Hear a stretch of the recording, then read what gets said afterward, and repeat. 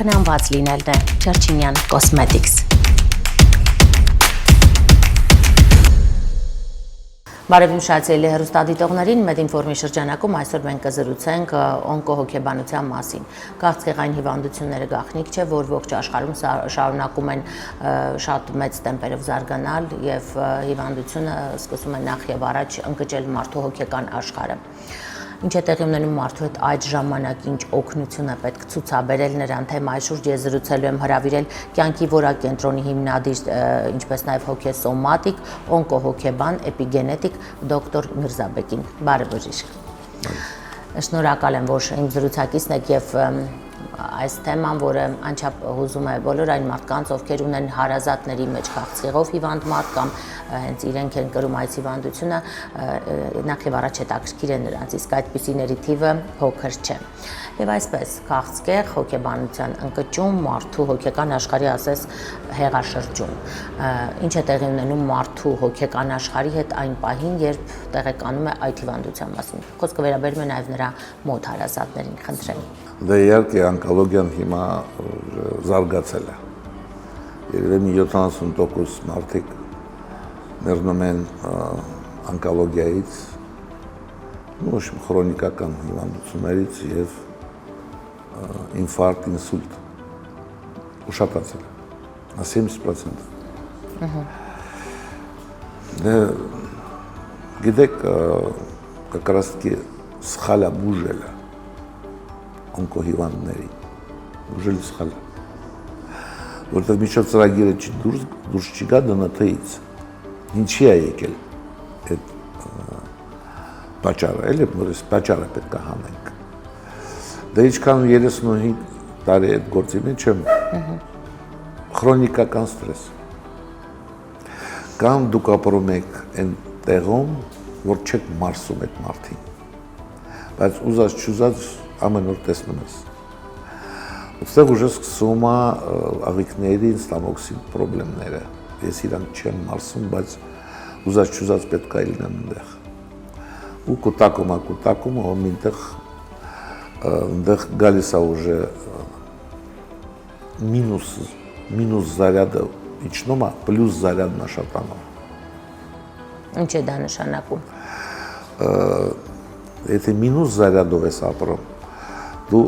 չես ծայրանում։ Եթե պլյուսով ես ապրում, դա թթվածին կիսլոտность։ Թթվայնություն, այո։ То есть առունը դառնում է մուրաբա, то есть դու անդադ լարված ես, հանկարծ բավոր, ստրեսը չկա, բայց դու զակազ ես տալիս այդ ստրեսը։ Ու անդադ սպասում ես։ Ասма ինչքան է դու սպասես, մի բանի վրա մտածես, դա էլ է աղոթք եւ արարիչը տալիս է քեզ պատասխան, դե ստացի։ Վախեցել ես, դե ստացի։ Քո վախի արդյունքը։ Երրորդ վարիանտը սիրո պակասությունն է։ Եվ ինքը տեսնում է, որ մեկը ուշադրություն չեն դարձնում, սկսում է ձևացնել, որ ինքը հիվանդ է։ Որ երեխեքը ձևացնում են հիվանդ է, որ չգնան դպրոց։ Դա օրինակ։ Չէ, խոսքը հենց ռեալ հիվանդությունը փաստ ունենալու դեպքի մասին է, ոչ թե ձևացնելու։ Այս դեպքում как раз պատճառն եմ ասում։ Ահա։ То есть ինքը ձևացնում է, որ հիվանդ է, որ դպրոց չի գնա, հիվանդ է, որ պատասխանատվությունից դուրս գա։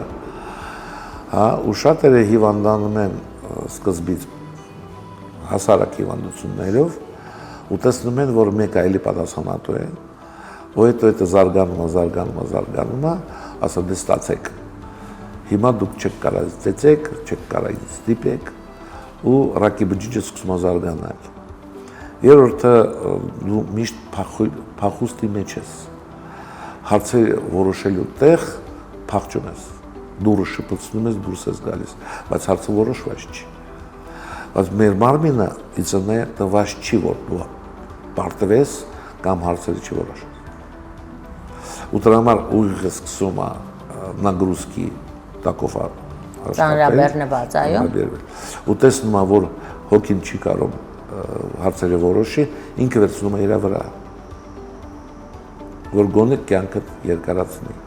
Դոկտոր Միրզաբեկ, այ կարգավորելով հոգեեմոցիոնալ աշխարհը քաղցկեղի հիվանդության դեպքում հնարավոր է հիվանդությունը ավելի լավատեսորեն գոնե հաղթահարել, գոնե մոտենալ այդ դրական ուղուն։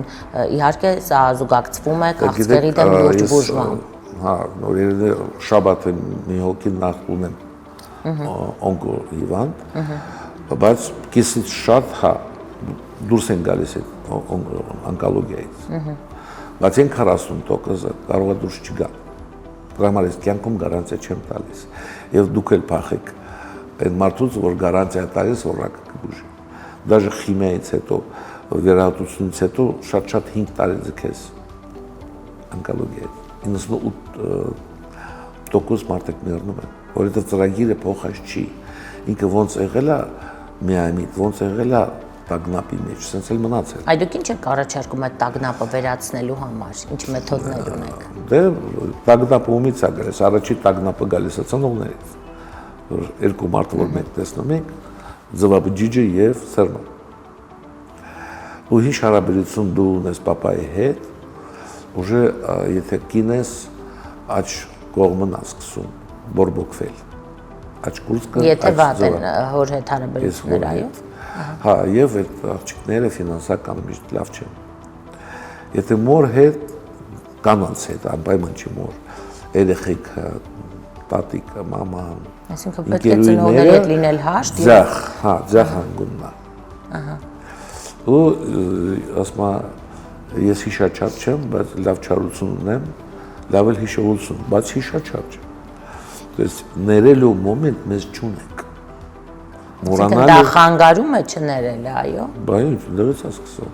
Ասում դու հիշում ես ինչ պետք է մոռանաս։ Ասում հա հիշում։ Դες այդ խորհուրդը որ մոռացի, ների, դա խոսքի լուծ է իրականում։ Դու պետք է պատճառը հանես ինչու ես դու նեղած ես։ Որովհետև նեղանալը դա օգուտ է մարդուն։ Ինքը իրան զենքի պես օգտագործող վիրավորվել է եւ նեղանալ։ Ու հետո տեսնում է որ մի անգամ ինքը նեղացել է կանֆետ ստացել ու դառնում է սովորություն։ Հետո որ ինքը նեղանում է կանֆետ չի ստանում, ոչ մեկ իրան ուշադրություն չի դարձնում, այդ նեղացկոտ համ խփած դեմքին տեսքը սաղ կյանքը երևում է։ Մինչև երբ Մինչև ինքնապաշտպանական սիստեմը չթուլանում։ Դոկտոր Միրզաբեկ, այ մենք խոսում ենք քաղցկեղ կրող հիվանդների հոգեբանական կողմի մասին։ Այս դեպքում շատ դժվար է եւ ճիշտ պահպանել հոգեբանական հավասարակշիռ վիճակը եւ զուգահեռ այդ լուրջ ծանր բուժման կուրսը, որ անցնում են այս հիվանդները տարբեր կուրսերով, տարբեր մեթոդներով։ Այս դեպքում հնարավոր է համատեղ բուժմանը նաև հոգեբանական կողմը պնդացնել, ամրացնել, քանի որ այս լավատեսությունը միգուցե նրանց օգնի շատ խնդիրներ հաղթահարել։ Միասին իհարկե եղել է դեպքեր, որ մենք միասին ենք աշխատել համ բժիշկներ, համ մեր սիստեմայով եղել է։ Բայց եթե դու մտնում ես մարմինի մեջ, դա ուժը պրոբլեմ է։ Իհարկե, էլի ասում ով կարևորը չի հանձնվես։ Դու մենք էպիգենետիկայով օգտագործում, մենք գնում ենք առաջինը, եթե դու կին ես, առաջի պրոբլեմը սկսի փնտրել ձեր պապայի մամայից։ Եթե դու տղա ես, առաջի պրոբլեմը մամայի պապայից։ Իրան կյանքը որակը դաժե ջինջում ես, հետո տեսնում ես քաղցկեղ չկա։ Ինչ է դա նշանակում։ Դա նշանակում է, որ ինքը վերցրել է այդ ծրագիրը քաղցկեցնի իրան տատիկից, պապայի մամայից, եթե կինը։ Պատկերացնում եք, մենք էլ նաշազարմանում, ոնց իրականում ես իրավունք չունեմ ռակ բուժեմ, բար բուժեմ իրավունք չունեմ օգտագործեմ։ Դե դա ուռուցքաբանների գործն է, հասկանալի է։ Հա։ Դրա համար մենք ինֆորմացիան ենք հանում։ Այ ինչպես եք հանում, ինչ քայլեր եք Օրինակ պատկերացրեք լիմոն։ Ահա։ Պատկերացրեցիք։ Այո։ Ինչ եք զգում։ Թթվայնություն։ Հա, բայց ես բառ եմ չի ասել։ Դուք լիմոն չեք կերել։ Եթե օրը 40-50 անգամ դուք լիմոն պատկերացնեք, իրիկունոշ դժվար հաց կուտեք, քիրվում է, չորանում է դեր բերանը։ Մենակ պատկերացումով, որովհետև բջիջը չի հասկանում, դա ինքը ուտում է թե մտածում։ Շատ լավ, ինչ մեթոդներով եք աշխատում։ Ուրիշ վատ բաներ ես հիշում, ուժը աղիքներն է հյուսվում, սիրտի պատերն է հյուսվում, ասում առավոտ չարթնացավ։ Այսինքն ձեր հորդորով պետք է փորձել մոռանալ վատը, այո, մի կողմ դնել։ Չմոռանալ, արի չլինի, չներելու կամ ներելու։ Հասկացա՞։ То есть ինքը սմացից եղել, որ էշ եղել 10 տարի խի է այդ մարդու մասին ինքը մտածել եւ չի ներել։ Իմ գործը ստա է, ոչ հոգեբանություն, հանգստություն։ Ինքը վերցնում է պատասխանատվությունը իր վրա, հիվանդությունների կորում է։ Բայց դա իհարկե ձև կա, պրոստը շատ երկար է պատմել։ Ատե ես պետք է անսանեմ, որ ասեմ ձեզ լիմոն, եթե ուզեք թթվայնությունը գա, եթե չուզեք չկա։ Դա եմ գործս, դրա համար մենք պատրաստում ենք դաժե բայ без правил, MMA-ի։ Աշխարհի չեմպիոն։ Դենա Արտուր Արուշանյանը 5 անգամ չեմպիոն է դարել։ Մենակ դասերը անցելով, որ մենք դասեր եք անցկացնում, սովորացնում եք, ոնց դուք տագնապը 20 րոպեում հանեք, որ բժիշկները չեն կարող 10-20 տարի բուժեն։ Հասկանում եք։ Հոգեբանական մեթոդ է։ Դրա համար դասեր եք պետք դաժե ունենք, 2 շաբթի, 4 շաբթի եւ շաբաթ օրը։ Մենք խոսում ենք քաղցկեղի հաղթահարման հոգեբանական կողմի մասին, բոլորս էլ գիտենք, որ կինը իր էությամբ ավելի էմոցիոնալ աշխարհ ունի եւ ավելի հակված է տրվել ստրեսներին, տագնապներին եւ այլն։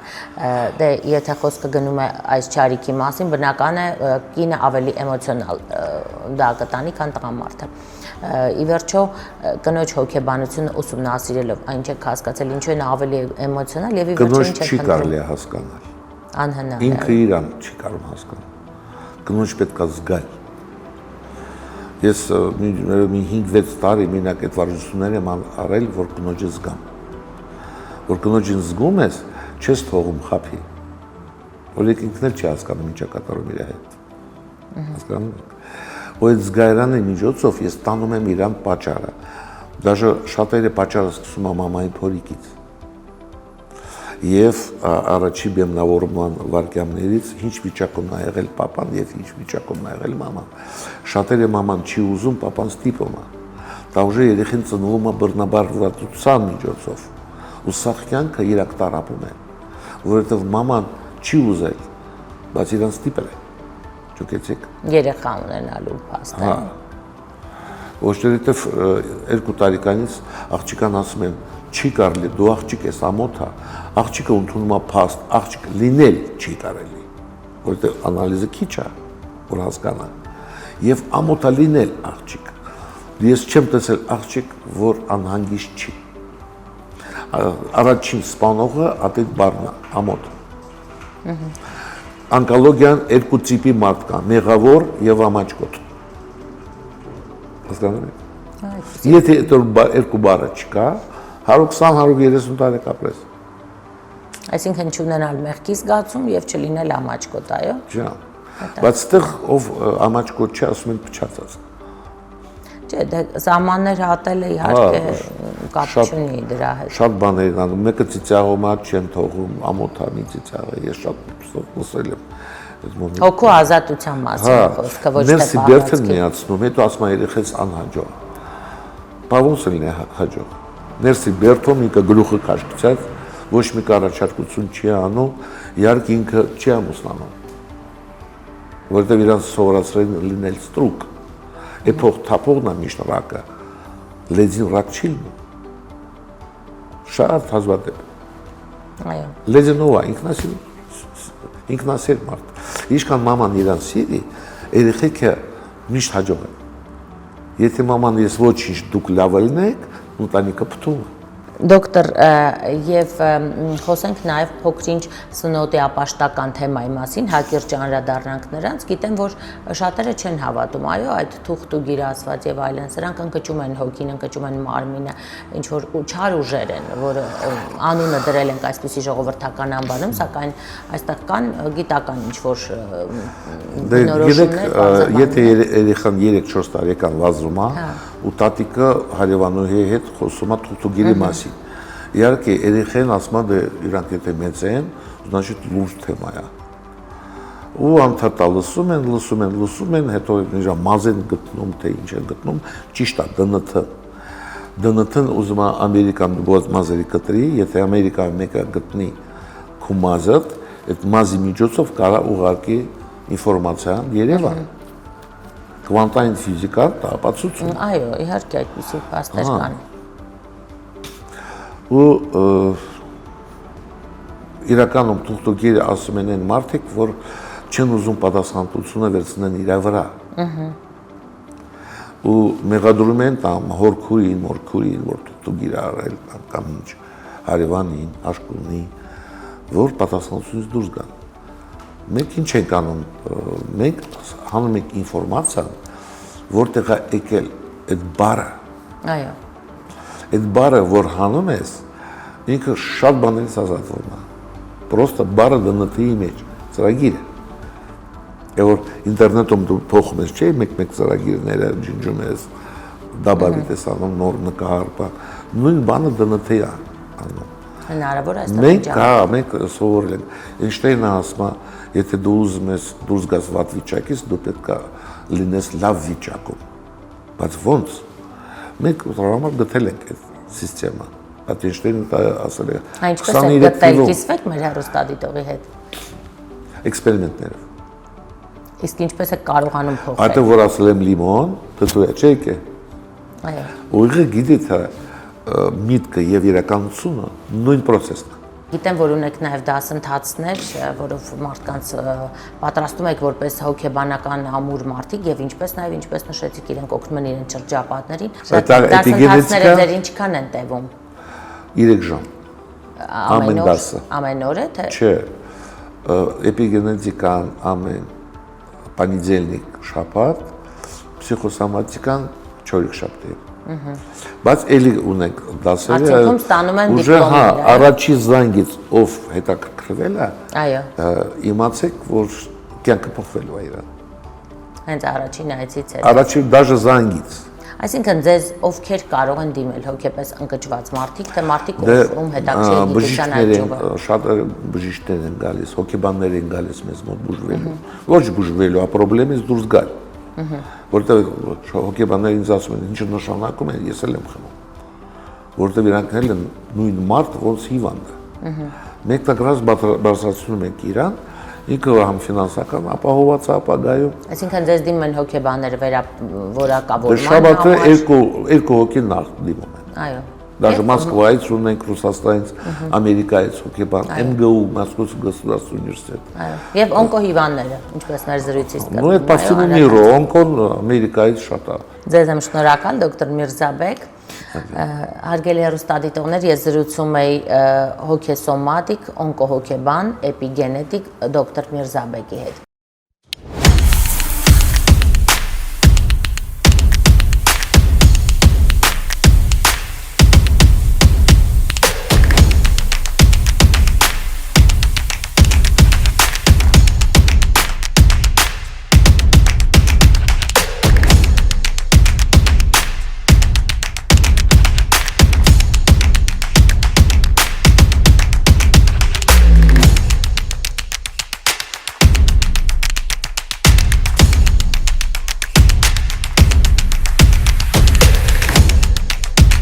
Կարևորը խնամված լինելն է, Չերչինյան Cosmetics։